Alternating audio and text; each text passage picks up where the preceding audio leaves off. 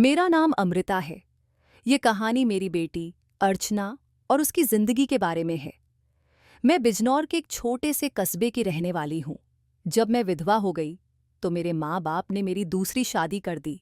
उन्होंने मेरी शादी एक ऐसे व्यक्ति से कर दी जिसका पहले से एक बेटा था। मेरी भी एक बेटी थी। अब मेरा बेटा और बेटी एक ही कमरे में सोते थे, लेकिन सुबह उठते ही मेरी बेटी बेड की चादर रोज बदल देती और छुप छुप कर पुरानी चादर धोकर खुद नहाने चली जाती। कई बार तो वह बेहोश भी हो जाती थी। वह दिन बी दिन कमजोर होती जा रही थी। एक दिन सुबह सुबह मैं जल्दी से बेटी के कमरे में गई। वहां का माहौल देखकर मैं शर्म से पानी पानी हो गई। भगवान से यही प्रार्थना की कि ऐसा मंजर किसी माँ को न दिखाए। मेरी बेटी और बेटा, मेरी शादी के 2 साल बाद ही मेरे पहले पति का निधन हो गया था। उस वक्त मेरी उम्र 18 साल थी, क्योंकि मेरे माँ बाप ने मेरी शादी 16 साल की उम्र में कर दी थी। मैं अपने माँ बाप की इकलौती बेटी थी, लेकिन मुझे लगता था कि मैं उन पर बोझ हूँ। मेरे पैदा होने के बाद मेरी माँ कभी खुश नहीं हो पाई और मेरे पिता को बेटे की चाहत थी, इसलिए वे मुझे नापसंद करते थे और मुझसे दूर रहते थे। उन्होंने मुझसे कभी प्यार नहीं किया और हमेशा गुस्सा करते थे। कुछ खानदानी मजबूरियों के कारण वे दूसरी शादी भी नहीं कर सके, इसलिए वे मुझसे नफरत करते थे और मेरी शादी जल्दी करवा दी। मेरे पहले पति सरकारी स्कूल में शिक्षक थे। हमारी एक 3 साल की बेटी थी। एक दिन स्कूल से लौटते समय उनका एक्सीडेंट हो गया और उनका निधन हो गया। वह दिन मेरे लिए किसी कयामत से कम नहीं था। कुछ समय बाद मेरे सास ससुर ने मुझे मेरे माँ बाप के घर भेज दिया। उन्हें भी मैं बोझ लगती थी। मैं अपनी बेटी को लेकर अपने माँ बाप के घर वापस आ गई। मेरे माँ बाप भी मुझे अच्छा नहीं समझते थे। मैं अपनी बेटी को सीने से लगाकर अकेले रोती थी। कुछ समय बाद मेरे माँ बाप ने मेरी दूसरी शादी कर दी, एक ऐसे व्यक्ति से जिसकी पहले से ही एक बेटा था।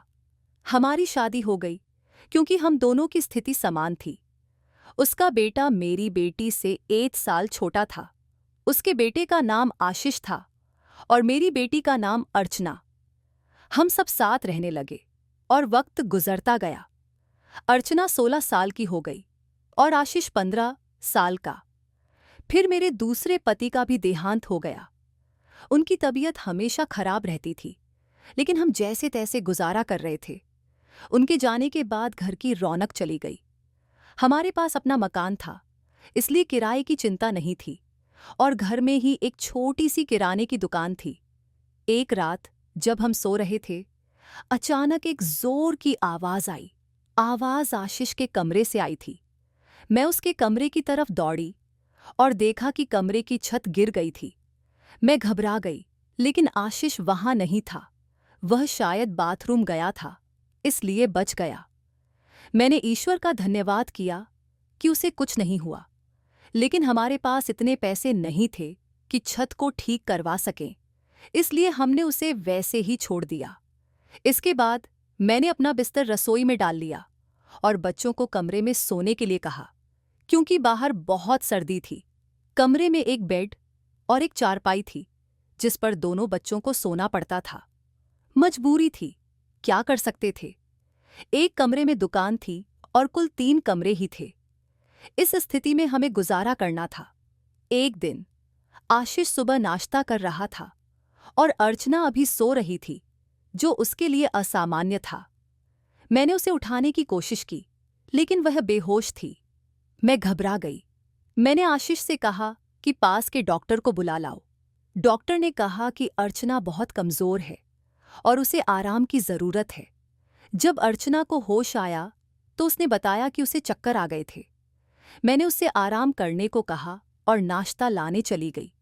जब मैं नाश्ता लेकर आई तो अर्चना कमरे में नहीं थी और चादर भी गायब थी। मैंने देखा कि वह चादर धो रही थी। मैंने उसे डांटा और आराम करने को कहा, लेकिन उसने कहा कि चादर धोना जरूरी है। उसके बाद उसने नाश्ता किया और सो गई। आशीष भी काम पर चला गया। आशीष कपड़े की दुकान पर काम करता था। वह बहुत मेहनती था। घर की दुकान मैं खुद चलाती थी, लेकिन दुकान अच्छी नहीं चल रही थी। एक दिन मैंने देखा कि अर्चना फिर से बेहोश हो गई। उसकी हालत देखकर लग रहा था कि उसके शरीर का सारा खून खींच लिया गया हो। डॉक्टर ने कहा कि यह मामूली बात नहीं है और अर्चना की हालत सीरियस है।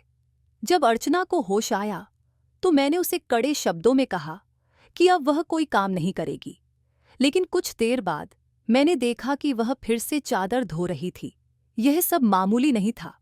जब से आशीष ने उसके कमरे में सोना शुरू किया था, तब से अर्चना ऐसा कर रही थी और बेहोश हो रही थी। मुझे समझ नहीं आ रहा था कि यह सब क्या हो रहा है। अर्चना की हालत दिन ब दिन क्यों खराब हो रही थी।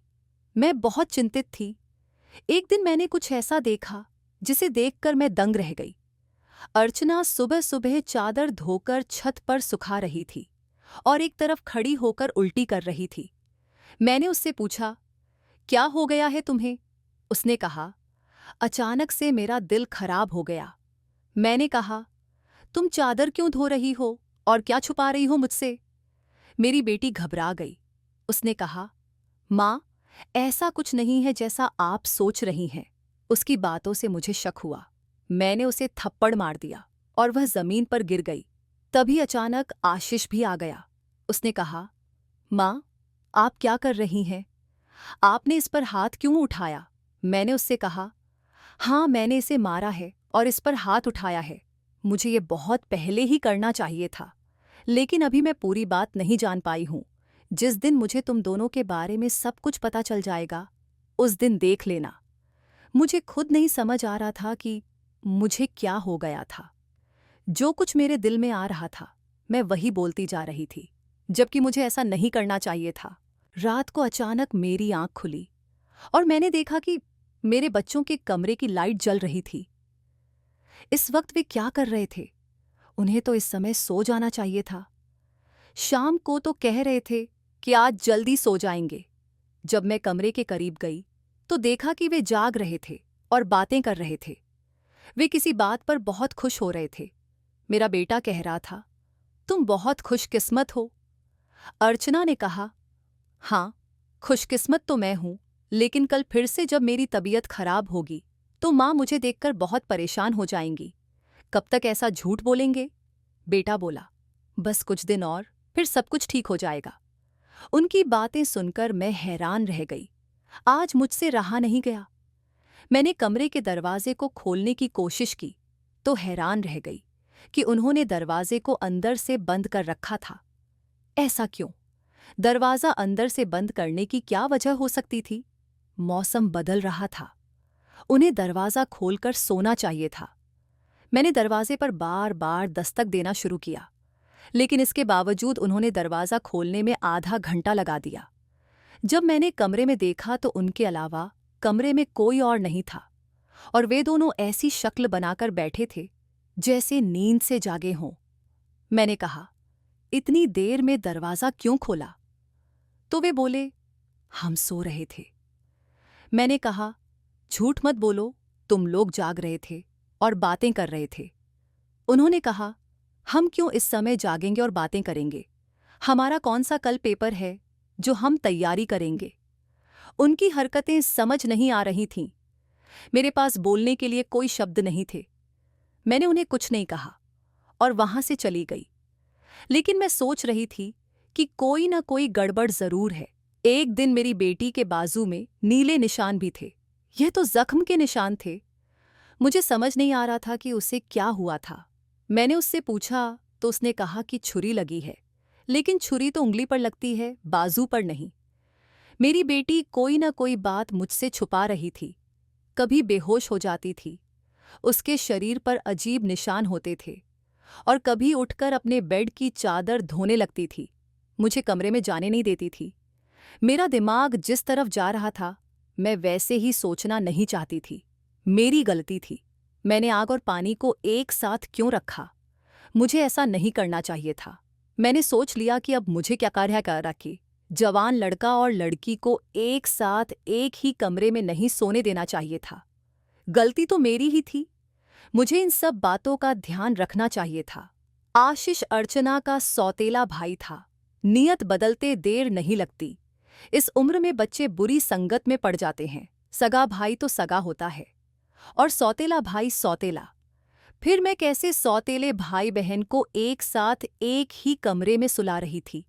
यह मेरी ही गलती थी। जब हम ही बच्चों पर ध्यान नहीं देंगे तो परेशानियां तो होंगी ही। मैंने अपने बेटे और बेटी पर नजर रखनी शुरू की। एक दिन मेरा बेटा अर्चना को कोई चीज लाकर दे रहा था। मैं चुपके से उनकी बातें सुनने लगी। उसने कहा, यह तुम्हारी दवाई है, इस परेशानी के लिए यह दवाई ले लो तो सब कुछ ठीक हो जाएगा। उसने अर्चना को छुपाकर गोलियां दी। मैं परेशान हो गई कि किस चीज की गोलियां वो दे रहा है। आखिर ऐसी क्या बात है जो वे हल करना चाहते हैं और मुझे नहीं बता रहे हैं। दवाइयां भी कुछ अजीब सी लग रही थीं। अर्चना ने वे गोलियां फौरन से पकड़ लीं और अपने दुपट्टे के पल्लू में छुपा लिया। आशीष ने कहा, रात को सोने से पहले खा लेना तो फिर अगले दिन तुम बेहोश नहीं होगी। 2-3 दिन तक अर्चना बेहोश नहीं हुई, लेकिन फिर एक दिन जब गोलियां खत्म हो गईं, वह फिर से बेहोश हो गई। उस दिन आशीष घर पर नहीं था। मैंने आज फायदा उठाने का सोचा। मैंने बहुत ही होशियारी से बेटी के नीचे से चादर खींच ली और उसे अपने कमरे में ले आई। मुझे देखना था कि इस पर ऐसा क्या लगा होता है जिसकी वजह से मेरी बेटी सुबह उठते ही उसे धोने लगती थी और अपनी बीमारी का भी ख्याल नहीं करती थी। जब मैंने चादर को खोलकर देखा तो पहले तो मुझे कुछ नजर नहीं आया, लेकिन जब ध्यान से देखा तो यह देखकर मैं हैरान रह गई कि उस चादर पर सफ़ेद सफ़ेद बाल थे और पूरी चादर बालों से भरी हुई थी। मुझे समझ नहीं आई कि यह किस चीज़ के बाल हैं, क्योंकि यह बाल बिल्कुल सफ़ेद और छोटे छोटे थे। मैं हैरान हो गई, लेकिन मुझे यह बात समझ नहीं आई। मैं सोचती रही कि यह सब क्या हो रहा है। मैं अपनी बेटी और बेटे की हरकतों पर नज़र रख रही थी और सोच रही थी, लेकिन किसी नतीजे पर नहीं पहुंच रही थी। एक दिन मेरी बेटी को पता चल गया कि मैंने चादर देख ली है। वह मेरे पास आकर बैठ गई और कुछ अजीब सी घबराई हुई नजर आने लगी। मैंने उससे पूछा, क्या बात है, क्यों परेशान हो? उसने कहा, माँ, वह चादर कहाँ है? मैंने कहा, मैंने धो दी है। यह सुनकर वह जाने लगी तो मैंने उसका हाथ पकड़कर रोक लिया और कहा, मैं सब कुछ देख चुकी हूं। उस चादर पर जो भी लगा हुआ था, मुझे बता दो यह सब क्या है। तुम मुझसे इतने दिनों से क्या छुपा रही हो? मैं बहुत परेशान हो गई हूं। मेरे दिमाग में बहुत बुरे विचार आ रहे हैं। वह मेरे पास बैठ गई और फिर मेरी बेटी ने मुझे ऐसी बात बताई कि मेरे पैरों तले जमीन खिसक गई। उसने बताया, माँ, जैसा आप समझ रही हैं वैसा बिल्कुल भी नहीं है। दरअसल हमने देखा कि घर के हालात अच्छे नहीं चल रहे थे, दुकान भी नहीं चल रही थी और भैया भी कुछ खास पैसे नहीं कमा रहे थे। फिर भैया के दोस्त ने उसे एक काम दिया। उसने कुछ नकली किस्म के बिल्ली के बच्चे रखे हुए थे जिन्हें संभालना उसके बस से बाहर था। इसलिए उसने हमें उन बच्चों को संभालने का काम दिया और उसके बहुत सारे पैसे दिए। भैया दिन में वही होते थे, लेकिन रात में उन्हें आराम करना होता था। इसलिए वे बिल्ली के बच्चों को कमरे में ले आते थे और मैं उन्हें संभालती थी। उन्हीं के बाल सुबह चादर पर लगे होते थे जिन्हें मैं सुबह धो देती थी। हमें पता था कि आपको यह सब अच्छा नहीं लगेगा, इसलिए हमने आपको नहीं बताया। मुझे बिल्ली के बच्चों से एलर्जी हो जाती है, जिसकी वजह से मैं बेहोश हो जाती थी। भैया ने मुझे एलर्जी की दवाइयाँ दी थीं। माँ, भैया का दोस्त बहुत अमीर है और वह इस काम के हमें बहुत ज़्यादा पैसे दे रहा था।